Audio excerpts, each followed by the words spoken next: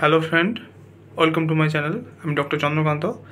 আজ আপনাদের আমবাত বা আর্টিকেরিয়া এক ধরনের স্কিন প্রবলেম, তো সে বিষয়ে আজকে আলোচনা করব। এর লক্ষণ কী, অর্থাৎ আমবাতের লক্ষণ কী কী এবং এর ট্রিটমেন্ট কীভাবে সম্ভব, এছাড়াও আমবাত হলে কী কী সমস্যা হয়, আজকে সে বিষয়ে আলোচনা করব। চ্যানেল যদি নতুন, চ্যানেলটি সাবস্ক্রাইব করবেন।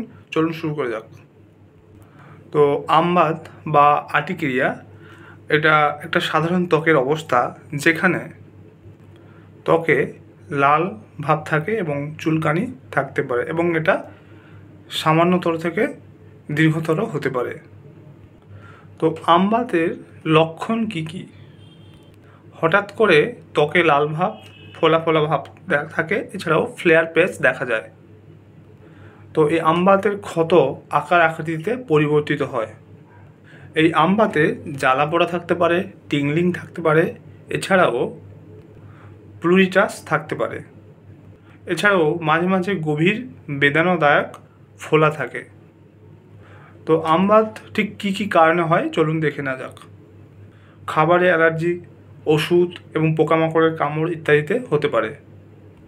ভাইরাস বা ব্যাকটেরিয়া সংক্রমণের কারণেও হতে পারে। অত্যাধিক গরম বা ঠান্ডার কারণেও হতে পারে। এছাড়াও মানসিক যন্ত্রণা, আঁটো পোশাক ইত্যাদি কারণেও হতে পারে। এছাড়াও অটোইমিউন রোগের কারণে হতে পারে। এছাড়াও হরমোনের মাত্রা পরিবর্তনের কারণেও হতে পারে।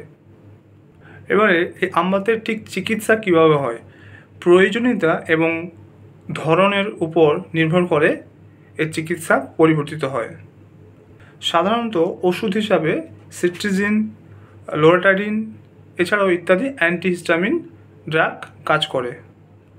এছাড়াও এর জন্য টপিক্যাল হাইড্রোকোর্টিসন ক্রিম ব্যবহার করা যেতে পারে। এছাড়াও ট্রিগারকে শনাক্ত করতে হবে, অর্থাৎ কী কী কারণে হচ্ছে সেটা দেখতে হবে এবং সেটাকে কন্ট্রোল করতে হবে। তো আজকে জানলেন যে আমবাত বা আর্টিকেরিয়া এর লক্ষণ কী কী এবং এর ট্রিটমেন্ট কীভাবে সম্ভব, এছাড়াও ঠিক কী কী কারণে হয় সেটা আজকে জানলেন।